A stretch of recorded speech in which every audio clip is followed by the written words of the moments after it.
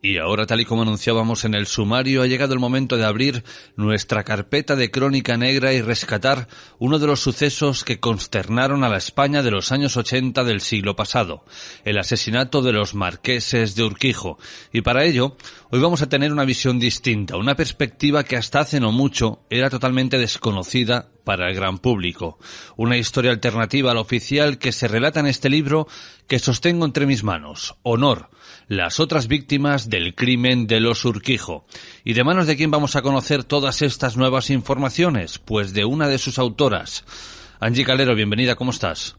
Hola Jorge, muchas gracias por recibirme en tu programa. Antes de andar en este camino que nos lleva por el crimen de los Urquijo, hay que decir que este libro lo han escrito dos personas, Angie Calero y Macarena López Rubers. Sin embargo, y por cuestiones laborales, Macarena se encuentra fuera del país, así que no ha podido asistir a nuestra charla, aunque estamos seguros que Angie va a defender esta historia a la perfección. Pero, Angie, yo te pregunto, ¿qué te une a ti y a Macarena, o qué vínculo tenéis con el crimen de los marqueses de Urquijo? Pues precisamente nos une el crimen de los marqueses de Urquijo. Yo la verdad es que, cuando llegué a Madrid hace ya 8 años, yo siempre he tenido mucha vocación de hacer temas de sucesos y cubrir temas de sucesos, y cuando descubrí el crimen de los marqueses de Urquijo fue un caso que me fascinó, y entiendo perfectamente que desde que ocurrieron los asesinatos el 1 de agosto del 80 en adelante, durante un montón de años, fuera un tema que realmente fuera tan mediático y que llamase tanto la atención de todo el mundo, ¿no?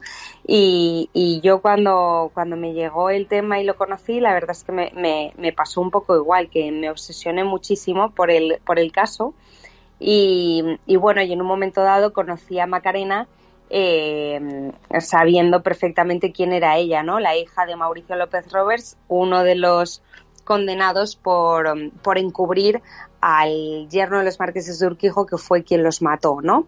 En principio, según la sentencia. Entonces, pues nos unió el crimen. A mí mi fascinación por el crimen, y a ella una historia personal vivida en primera persona, al ver cómo su padre le condenan por estar relacionado de alguna manera con el crimen, ¿no? Sé que es difícil, y más hablando del crimen de los marqueses de Urquijo, pero en ocasiones nos encontramos con que hay personas que no saben de lo que estamos hablando, quizá porque, por su juventud o porque les ha tocado vivir en otra época, no conocen este suceso, esta página de la crónica negra de nuestro país.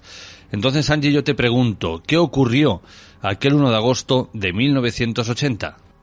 Pues el 1 de agosto de 1980, los marqueses de Urquijo, propietarios del Banco Urquijo, una de las mayores fortunas del país en aquel momento, aparecieron asesinados con un tiro y 2 tiros, el marqués con 1 y la marquesa con 2, en su casa de Somosaguas, una urbanización donde por aquel entonces vivía la gente adinerada de Madrid, a las afueras de Madrid.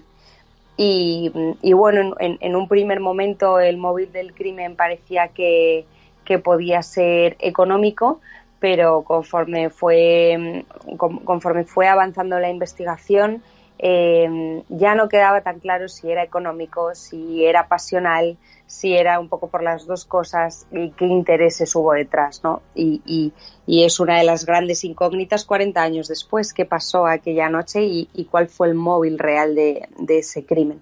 Angie, supuestamente, y digo supuestamente porque aquí hay mucha tela que cortar, ¿quién fue el autor o los autores del crimen de los marqueses de Urquijo?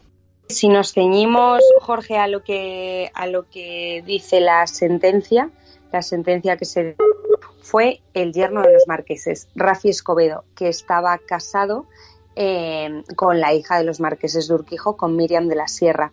Cuando se produce el asesinato, cuando tiene lugar el crimen, Miriam y Rafi ya no estaban juntos, estaban separados.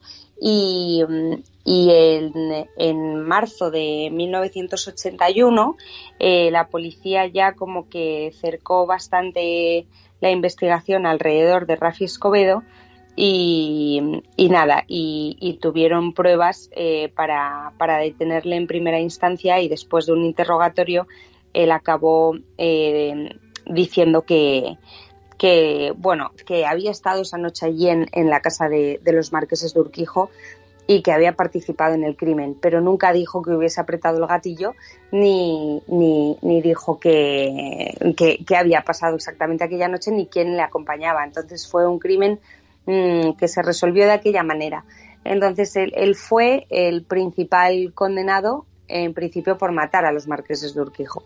Cuando hablamos de Rafi Escobedo, aquí se vierten, todo tipo de teorías descabelladas, o conspirativas o conspiranoicas, como queramos llamarlas, y algunas de ellas apuntan a que este señor fue el cabeza de turco sencillamente porque era una persona de baja estofa, de un nivel social muy inferior a los de los marqueses de Urquijo. No sé si tú y Macarena compartís esta visión. Bueno, que fue cabeza de turco sí, que fuera por un tema de nivel social, creo que no. Si nos ceñimos un poco a lo que nosotras hemos estado durante 4 años leyendo y documentándonos e investigando y haciendo entrevistas, lo que vemos, por así decirlo, es que en realidad lo que a Rafi le llevó, por así decirlo, a participar en este crimen fue precisamente por lo enamorado que estaba de Miriam de la Sierra, ¿no? Y cuando Miriam le deja, él aquello no lo pudo superar de ninguna manera, y entonces uno de los móviles que siempre se ha un poco barajado como posible móvil del crimen era precisamente que él matase a sus suegros, aunque en primera instancia era a su suegro en realidad solo, porque él en realidad lo que sentía de alguna forma era una venganza hacia el marqués, porque el marqués nunca aceptó que su hija Miriam pudiese haberse casado con alguien como Rafi Escobedo, pero porque el marqués un poco lo que veía, por así decirlo, sí que era esa diferencia social con su hija, pero en realidad esa diferencia no era cierta, porque en realidad si nos pasamos un poco a los estándares de aquella época, más allá de la fortuna se veía mucho la posición de cada uno, ¿no? Y a nivel posición y a nivel arraigo familiar respecto a España y un poco todo eso, la familia de Rafi incluso podríamos decir que tenía muchos galones, casi un poco a la par que los Urquijo. Pero es verdad que lo que siempre se dijo en 1978, cuando Rafi y Miriam se casan, que si se casaron por la tarde, pues por la mañana siempre se dijo que a Miriam la habían desheredado por casarse con alguien como él, ¿no? Entonces, bueno, es verdad que sí que había un componente social, pero a medias. En realidad lo que le pudo llevar a Rafi Escobedo a meterse a querer implicarse en este crimen era un poco más la venganza y siempre se dijo además que a Rafi seguramente, pues bueno, alguien le debió prometer algo lo suficientemente goloso como para que él quisiera meterse en esta historia, involucrarse en este crimen. Todo lo que estamos relatando aquí está dentro de este libro, ¿de acuerdo? Aunque parezca una conversación un poco discernida, no sea un guión propiamente dicho, está dentro de este libro. Angie, según vosotras, ¿se juzgaron a todos los autores intelectuales o quedó alguien, digamos, sin apurar responsabilidades? Pues es una pregunta, la verdad, bastante difícil de contestar, porque es verdad que Rafi no disparó, porque además todos los informes psicológicos y psiquiátricos e incluso el informe forense de las autopsias decía que bueno, los informes que le hicieron a Rafi, los exámenes que le hicieron a Rafi decían claramente que Rafi no tenía capacidad para matar, para empuñar un arma y para matar a alguien a sangre fría. Y luego, por otro lado, lo que decía un poco la autopsia es que los disparos eran tan certeros que tenía que haberlos hecho alguien que realmente supiera disparar, y Rafi no tenía ni idea de disparar. Entonces, si nos ceñimos a estas dos ideas, desde luego Rafi no disparó, aunque sí estuvo aquella noche porque dio unos determinados datos a la policía, que la policía, por lo que había visto en la escena del crimen, supo que Rafi había estado allí esa noche y sabía qué había pasado. ¿Quién disparó el arma? No lo sabemos y ojalá se supiera algún día, pero es muy difícil porque cada vez quedan menos testigos de aquello, ¿no? O gente que supiera algo respecto al caso. Y luego, sobre los autores intelectuales, a mi juicio, no se les ha juzgado. Si me preguntas quiénes fueron, pues la verdad es que no lo sé y tampoco puedo señalar a nadie, pero es verdad que hubo una cabeza pensante un poco más arriba que quiso cometer este crimen, y que desde luego a día de hoy no ha pagado por aquello, ¿no? No se puede acusar a nadie, menos sin pruebas directas que los sitúen en aquel lugar o como autores intelectuales, y entiendo que vosotras tampoco queráis decir los nombres, pero son muchos los rumores que giran en torno a que fueron los hijos de los marqueses aquellos que planearon todo este magnicidio. Yo te pregunto, Angie, ahora, ¿qué vincula al padre de Macarena, Mauricio López Roberts, con los marqueses de Urquijo? Pues Mauricio López Roberts, el papel que jugó fue, él conocía a Rafi Escobedo desde hacía varios años porque trabajaban juntos en una empresa que se llamaba Golden, que fue la primera empresa de estructura piramidal que hubo en España. Y cuando Mauricio entra a trabajar en esta empresa, al poco tiempo llegaron Rafi y Miriam, que por aquel entonces no estaban ni casados todavía. Y entonces Rafi trabajaba en el equipo de Mauricio. Mauricio y él no eran de la misma edad, claro, porque Mauricio por aquel entonces ya tenía familia y 3 hijos. Pero el caso es que se llevó muy bien con Rafi Escobedo, y Rafi siempre fue como uno más en casa de Mauricio, ¿no? Y entonces cuando llega el 1 de agosto de 1980, una semana después, Rafi le dice a Mauricio que tienen que verse, y quedan en el Pardo, y allí en el Pardo Rafi le cuenta a Mauricio que le cuenta un poco, no le da muchos detalles, pero sí que le dice que esa noche que sabía lo que había pasado aquella noche, y un poco que le dio como 2 detalles por los que Mauricio supo desde luego que había la posibilidad de que Rafi, que fuera cierto lo que le contaba y que hubiese estado allí esa noche. Pero como Rafi tenía una personalidad tan especial y era una persona que era así un poco fanfarrón y muy presumido y le gustaba ser el centro de atención, pues Mauricio fue un poco como que le tomó en serio, pero no, como que no se lo acababa de creer. Y como al final era una cosa tan grave, pues Mauricio prefirió callarse que contar nada, ¿no? Dijo, este Rafi tiene como muchos pájaros en la cabeza. Y luego ya cuando le detienen en marzo del 81, ya entonces Mauricio se empieza a preocupar, ¿no? Y en marzo del 81, cuando le detienen, pues va a la DGT a la DGS, perdón, e intenta hablar con Rafi, no consigue hablar con él porque en ese momento estaba detenido y le estaban interrogando.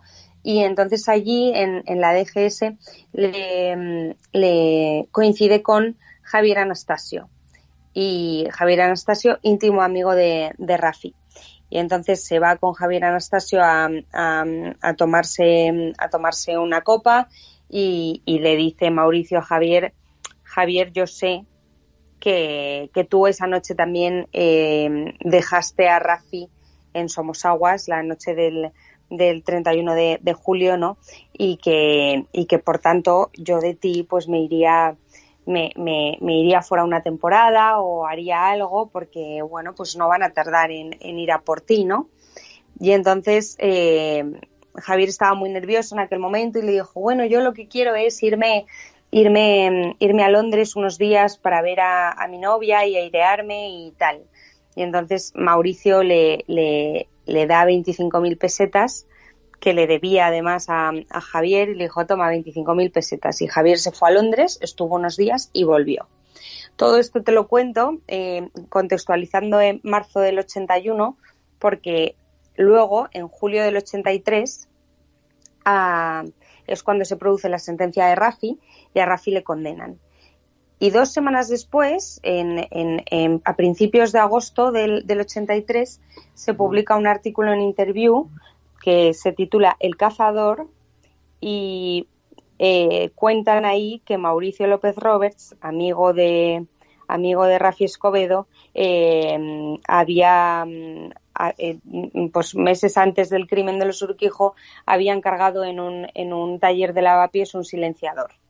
Entonces, claro, como la pistola de los marqueses de Urquijo se había accionado, constantemente va a interrogar a Mauricio y Mauricio, bueno, pues la policía puede comprobar corriendo y sin ningún tipo de duda que Mauricio tenía coartada para esa noche y que por tanto él no había podido participar en aquel crimen. Pues claro, además el cazador, como te he comentado antes, al final los informes decían que tenía que haber sido una persona experimentada en el uso de armas y Mauricio era muy buen cazador.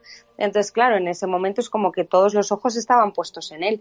Y entonces Mauricio, en ese momento que llega muy presionado a la investigación del caso Urquijo, coge y delante de la policía les dice, pues mirad, yo vengo aquí porque me lo habéis pedido y voy a colaborar con la justicia en todo lo que pueda y quiero contaros que lo que sé por Rafi desde hace tiempo. Y entonces, claro, cuando contó lo que sabía Mauricio, Rafi ya estaba condenado, pero por la declaración de Mauricio lo que se hace es que se abre un segundo sumario en el caso Urquijo y inmediatamente después se procesa a Javier Anastasio por llevar a Rafi esa noche a Somosaguas y, por tanto, por un posible coautor del crimen, y a Mauricio se le procesa por encubridor, por haber tardado tanto tiempo en haber contado a la policía lo que sabía. Entonces, bueno, ya 10 años después, en 1990, a Mauricio se le condena por encubrimiento y se le condena a 10 años de cárcel, de los que cubrió 5. Y lo más curioso de esta historia es que a él se le condena por haber encubierto a Rafi y también a Javier, pero Javier en el 87, en diciembre del 87, sí, creo que fue en el 87, me bailan un poco las fechas, pero sí, en el 87, Javier se fugó del país porque ya, bueno, pues le llega a su abogado que la sentencia está ya firmada y que lo van a condenar por coautor del crimen, y él se fugó. Entonces, lo más curioso de todo es que a Mauricio le acaban condenando por encubrimiento, por encubrir a un amigo que sí que estaba en la cárcel, pero por encubrir a otro que no era tan amigo, pero que también lo encubrió, a quien nunca se juzgó, ¿no? Entonces, bueno, pues esta fue la implicación de Javier, de Mauricio, que a ojos de Macarena, de su hija, pues fue una sentencia muy injusta. Y en el tiempo que el señor Mauricio estaba cumpliendo condena, ¿en algún momento le contó a Macarena o a algún otro miembro de su familia lo que él creía que realmente había ocurrido con los marqueses de Urquijo? No, la verdad es que una vez pasó, o sea, era un tema que en casa de Macarena nunca se trataba. Ten en cuenta que Macarena, cuando mataron a los marqueses de Urquijo, Macarena tenía 12 años y cuando condenan a su padre tenía 22. Entonces sí, a los 22 igual ya no era una niña y podía un poco más entender aquel crimen. Pero es verdad que el padre de Macarena por protegerlos y por no llevarse muchas veces los problemas a casa en ese sentido, no hablaba del tema de los Urquijo con su familia. Entonces, Macarena nunca supo muchas cosas que, de hecho, durante todos estos años que hemos estado investigando y trabajando en este libro, en Honor, ha habido muchas cosas que Macarena se ha ido enterando a raíz de esta investigación, y cosas también que ha ido recordando al mismo tiempo. ¿Quiere dirigirse por televisión a los que sospechan de usted, Miriam? La verdad es que me duele mucho. No puedo creer que haya personas que sospechen que alguien puede matar a sus padres. No me cabe en la cabeza. Y prefiero pensar que las personas que me están viendo no sospechan de mí, porque si no, no serían personas. Eso es lo que realmente pienso. Yo creo que es algo muy duro, muy difícil por lo que estoy pasando. Pero creo que el tiempo es el que soluciona las cosas. Y creo que yo misma y todas las personas que me conocen y que me conocían en esos momentos saben lo duro que ha sido para mí el pasar de una vida con unos padres que tenía solucionada, que tenía todo, que quería muchísimo, que me apoyaban en todo. Incluso cuando hice algo que ellos no querían, me apoyaron. Cuando fracasé, me apoyaron. Y que después me he encontrado muy sola. Y que los he echado mucho de menos. Y que realmente me ha costado mucho superarlo y creo que no lo llegaré a superar del todo. En este asunto, Juan de la Sierra, ¿hay algo que le quite el sueño? Sí, el haber perdido a mis padres. Es muy doloroso. Y a los 22 años me encontré absolutamente solo ante la vida. Y, o sea, yo con mis padres me llevaba más o menos bien, que siempre tenía las peleas típicas de pequeñito, pues si te dejan o no te dejan salir, o si las notas eso podían ser mejores o peores, pero éramos una familia absolutamente normal. Y el hecho de haber perdido a mis padres y de esa forma, desde luego me ha hecho polvo. ¿Tiene su conciencia tranquila? Absolutamente tranquila. ¿Por qué sospechan que usted no estaba en Londres? Me imagino que por necesidad de encubrir algo, o por necesidad de liar, por necesidad de desviar la atención a lo que realmente ocurrió. ¿Y aquella noche usted estaba en Londres? Sí. Estaba en Londres en el apartamento que tenía dado por el banco en Great Portland Street. Y como todos los días, a la mañana siguiente me fui al banco.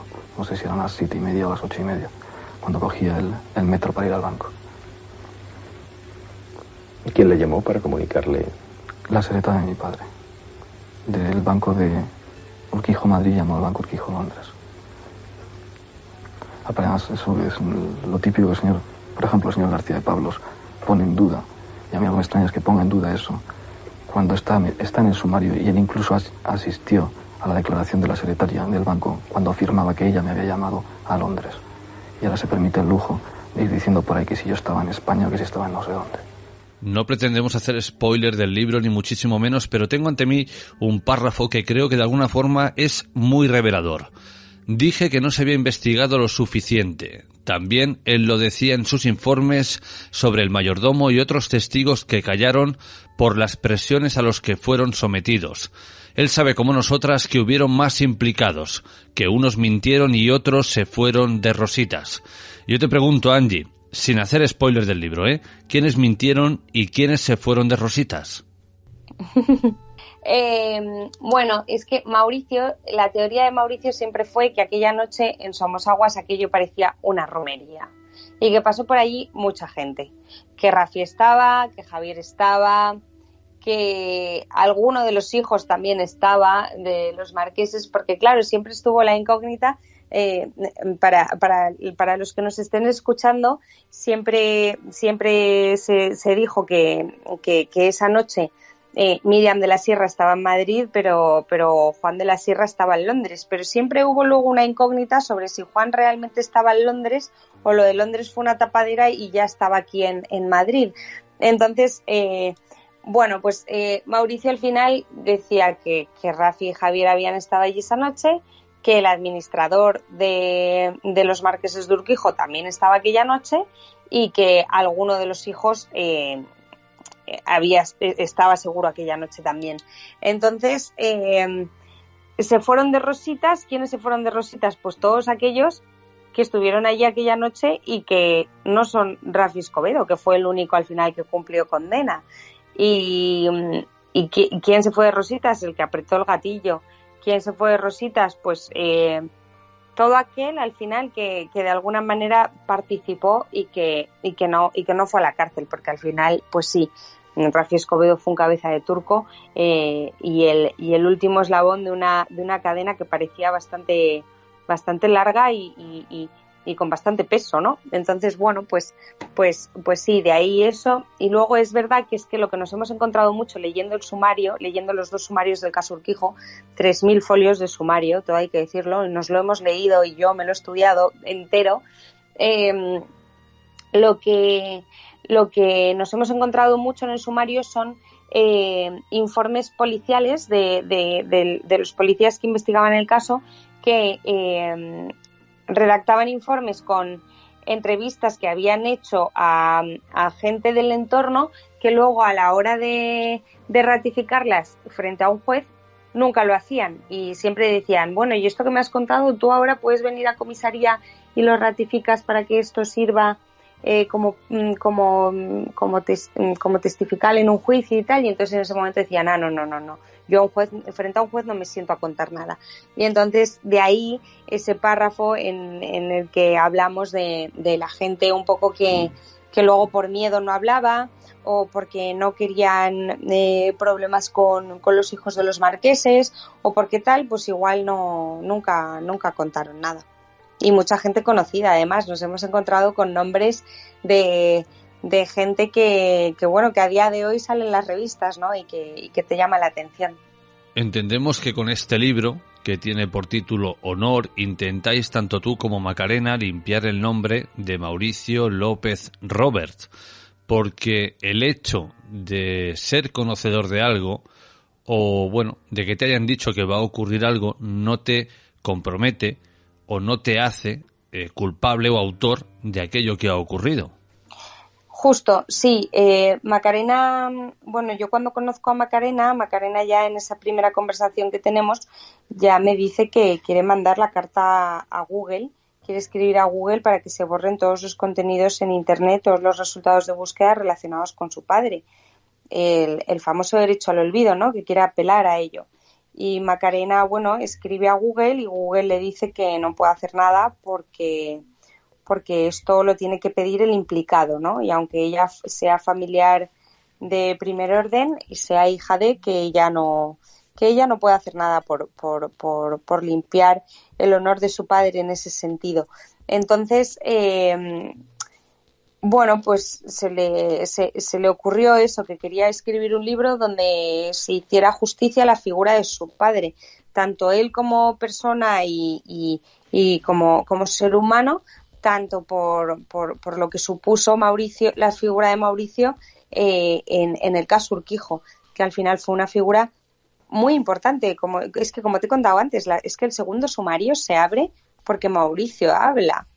Y es verdad que yo aquí, muchas veces hablando con Macarena, como ella tiene esa parte como, obviamente, siendo hija de querer limpiar su nombre, pero ella también es consciente y yo también en esto, pues en todos estos años que hemos hablado mucho del tema, ella también es consciente de que su padre tenía sus luces y sus sombras. Y hubo encubrimiento y realmente, pues oye, el encubrimiento es un delito, ¿no? Pero es verdad que ella aún así sí que cree que la condena fue muy alta para todo lo que hizo su padre. y eso sí que es verdad que bueno, que es verdad que fue una condena bastante desmesurada. Pero claro, es que seguramente si además de Rafi se hubiese condenado a alguien más, pues lo de Mauricio López Roberts habría sido completamente anecdótico, ¿no? Pero como no hubo ninguna persona que no se juzgó a nadie más, y encima tenían el antecedente de que Javier Anastasio se había fugado, pues alguien al final tenía también que tener una condena un poco ejemplarizante en este sentido, ¿no? Como ya hemos dicho al principio, lamentablemente Macarena no ha podido asistir, con lo cual hay preguntas que no le podemos hacer a ella personalmente, pero tenemos aquí a Angie, que sabe muy bien la historia y que seguro nos las va a poder responder. Angie, ¿Macarena en algún momento ha tenido contacto o trato con la familia de los Urquijo?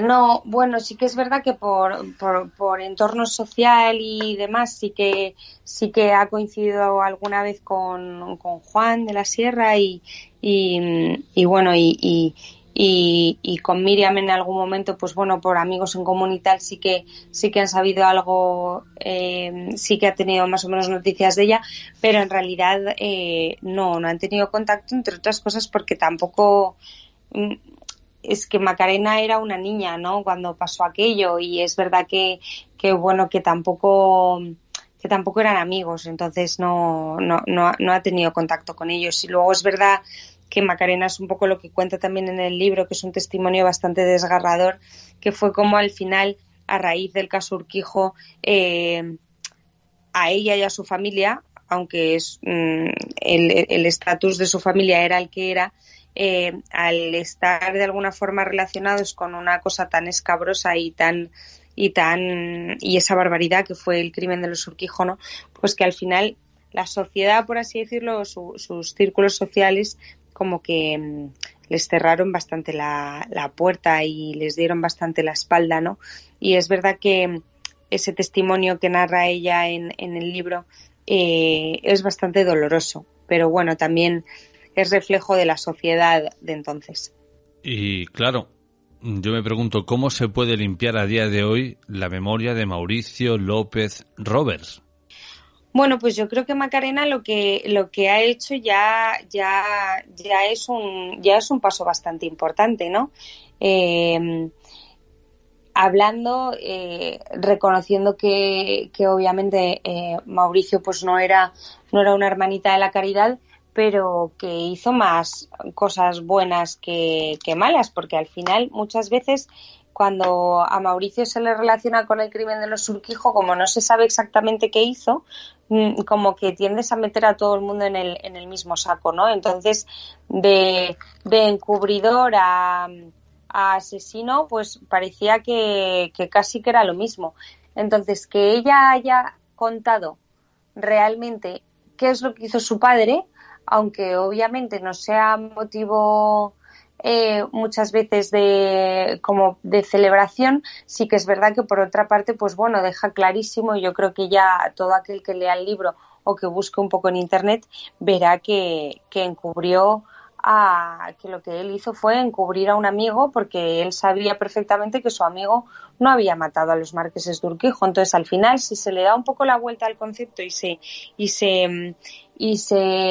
al término y se indaga un poco en la figura de Mauricio López Roberts, es verdad que al final era un hombre honorable y era una persona leal y tenía unos valores que ya no encontramos tan fácilmente en esta sociedad, ¿no?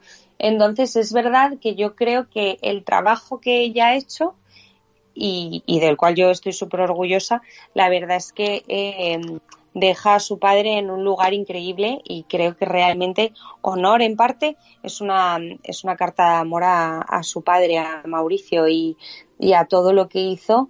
Y bueno, y que un poco también yo creo que la figura de Mauricio en este sentido pervive de alguna manera en sus hijos, ¿no? Y en Macarena sobre todo, que es bueno quien lleva el título de su padre, y que lo lleva con muchísimo honor, y quien ha peleado durante tanto tiempo por hacerle justicia, ¿no? Entonces creo que que realmente lo que ha hecho Macarena es el principio para muchas cosas y sobre todo es el relato definitivo de Mauricio y de lo que hizo Mauricio y la figura de Mauricio en el crimen de los Urquijo. Pongámonos en un supuesto. Si a día de hoy pudiéramos demostrar que el señor Rafi Escobedo no fue el autor intelectual ni el autor material del crimen de los Urquijo, a la vez todas aquellas personas que fueron acusadas de encubrirlo, entre ellas el señor Mauricio, también quedarían libres de toda acusación. Claro, sí. Sí, claro, sí, porque si no se hubiese juzgado a Rafi, pues obviamente Mauricio no habría ido a la cárcel tampoco. Pero bueno, al final, de alguna forma, no sé si el desenlace hubiera sido... O sea, creo que el desenlace hubiera sido parecido. Porque al final Rafi estuvo esa noche en la casa de Somosaguas y eso es una cosa que no podríamos cambiar. Entonces... no podríamos tampoco probar que Rafi no estuvo. Lo que se podría probar es que estuvo pero no los mató, ¿no?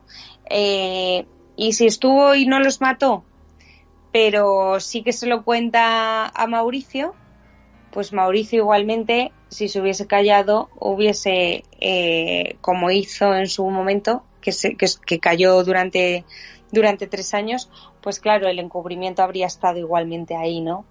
Entonces, bueno, lo que habría pasado igual es que la condena hubiese sido menor, supongo, quiero pensar, pero realmente aquí quien cometió el error inicial fue Rafi Escobedo, es decir, si Rafi Escobedo estuvo ahí esa noche, pues oye, fenomenal, pero cometió el gran error de implicar a Mauricio en el momento en el que se lo cuenta. También hay mucha controversia que gira en torno al final de la vida del señor Rafi Escobedo. Hay personas que sí defienden que él se suicidó en prisión y otros que dicen que lo suicidaron porque él estaba dispuesto a tirar de la manta, y más aún después de la entrevista que dio a Jesús Quintero, si no recuerdo mal, prácticamente días antes de su fallecimiento. Bueno, yo creo, y por lo que hemos investigado al psicólogo de Rafi, a Julián Zamora, que fue de las últimas personas que le vio con vida en la cárcel, que fue a visitarlo. Y Rafi llevaba ya mucho tiempo pidiendo el tercer grado. Y cuando pide el tercer grado, la última vez que lo pide, se lo deniegan y le quedaba 1 año para que se lo dieran. Pero él ya está. Y entonces, cuando a Rafi le deniegan ese tercer grado, se hunde completamente porque él tenía muchas ganas de salir de prisión. Entonces, no quiero desvelar muchas de las cosas que nos contó Julián Zamora, pero lo que sí que nos dijo claramente es que cuando él fue a verle, realmente vio a una persona destruida y a una persona que antes o después iba a terminar con su vida y se iba a suicidar porque le veía que no tenía ya ningún tipo de motivación por seguir viviendo, así un poco resumiéndolo mucho. Entonces es verdad que me creo mucho a este psicólogo y sí que creo que realmente no fue un suicidio. Y otra de las cosas por las que pienso que no fue un suicidio y que realmente él se mató es porque la autopsia del cuerpo de Rafi revela una cantidad determinada de cianuro en sangre que no era suficiente para acabar con una vida. Entonces, él consumía sustancias estupefacientes y antes de suicidarse, pues consumió. Y entonces, por lo que siempre se ha dicho que parecía que le habían matado, era por esa cantidad de cianuro en sangre que iba dentro de la papelina que él había consumido dentro de su celda. Pero es que esa cantidad de cianuro era mínima y no le habrían matado nunca. Entonces, él lo que hizo fue ingerir la droga y colgarse. Y se colgó él y si luego necesitó ayuda de alguien más o no, es que yo creo que la postura tal y como estaba es que realmente él no necesitó a nadie para hacerlo. O sea, yo que he visto las fotos, bueno, y he visto así el dibujo de la celda y de cómo aparece y tal, es que realmente yo creo que es que se suicidó, o sea, no, nadie le mató. O sea, Rafi se suicidó, acabó con su vida, o sea, no. Es verdad que, claro, como unos días antes me ofreció esa entrevista a Jesús Quintero, donde decía que iba a tirar de la manta, iba a contar todo lo que sabía y tal, pues claro, un poco como que ya se quedó un poco ese misterio ahí en torno a la muerte de Rafi, ¿no? Pero lo cierto, y esto lo sabemos por las memorias de Rafi que escribió Matías Antolín y por el propio Zamora, él tenía pensado suicidarse en directo en esa entrevista de Jesús Quintero, pero cuando se enteró de que la entrevista era grabada y que no iba a emitirse en directo, cambió de opinión. Y entonces ya hizo esa entrevista, que la entrevista es muy dolorosa, porque además ya aparece completamente destruido y con esa actitud que decía Zamora, y además detrás de él aparece un sombrero en el cabezal de la cama, ¿no? Que es un esto de bueno, es un ¿cómo se dice? Un símbolo como de despedida, ¿no? Y luego aparte por lo que él dice en la entrevista de que ya solo le queda la caja de madera, ¿no? Entonces es una entrevista ya que ya dice, por así decirlo, que él ya no tiene nada que hacer en este mundo. Entonces, bueno, yo creo que queda meridianamente claro con todo esto que realmente Rafi se suicidó. Como veis, esto parece una novela de espionaje, de ciencia ficción, de gobiernos en la sombra, no sé, aquí hay absolutamente de todo y podríamos pasarnos horas y horas charlando sobre el crimen de los marqueses de Urquijo. Angie, además de todo lo que hemos hablado aquí, ¿qué más se esconde detrás de las páginas de honor? Bueno, pues yo creo que hay muchas cosas muy interesantes. Por un lado está el testimonio de Macarena en primera persona, contando sus vivencias y contando cómo ella y su familia vivieron aquellos años, que fueron años de supermediáticos para ellos. Pero aparte hay más de 20 entrevistas a gente que de alguna manera estuvo relacionada con el caso. Al psicólogo de Rafi, como contamos, al propio Javier Anastasio, que nos sentamos 2 veces con él, frente a él en una mesa, Macarena y yo, para hablar con él. Hay testimonios muy interesantes, a periodistas que siguieron el caso por aquel entonces, a familiares de Mauricio, a mucha gente. Y luego, de esos 3.000 folios de sumario, lo más importante está. O sea, lo que son documentos indispensables del sumario está en este libro, y es un libro que al final tiene muchísima verdad, que se hace ameno. Yo siempre digo, yo nací en el 90, yo nací en el año en el que Mauricio es condenado. Entonces a mí yo cuando empecé a leer sobre el crimen de los Urquijo no me pillaba ni de cerca, tuve que preguntar a gente de mi entorno, oye, ¿os acordáis de este crimen? Y la gente me iba contando, ¿no? Entonces yo creo que al final es un libro que lo bueno que tiene, como no hemos querido hacer una cosa que sea un tostón que hable solo del crimen y que sea una cosa como infumable o para gente muy friki del tema, al final lo bueno que tiene es que cualquiera que llegue de nuevas va a entender perfectamente el caso y se va a poder sumar al caso. Da igual el tiempo que haya pasado o si es más cercano o menos a los años al año en el que se produjo el crimen. Entonces yo creo que tiene todos los componentes para que enganche y para que sea una novela veraniega, que ahora que empieza el buen tiempo y eso, pues de lectura fácil, ¿no? De no pensar. Y yo creo que bueno que está escrito de una forma como muy didáctica, que no se hace pesada y que por lo que me cuentan los que lo han ido leyendo, engancha bastante. Y luego lo bueno es que es verdad que como hay tanto personaje y hubo tanto implicado y tanto investigado y tal, se nos ocurrió hacer al inicio del libro un índice por personajes. Entonces, así en un momento dado, aunque creo que no ha pasado mucho por lo que he ido preguntando, pero si en algún momento dado alguien nos sitúa a algún personaje, pues puede volver ahí delante y tenerlo. Y que al final es la mejor carta de presentación, ¿no? Un quién es quién en el crimen de los marqueses de Urquijo, que es un poco el título de ese índice que aparece en las primeras páginas del libro.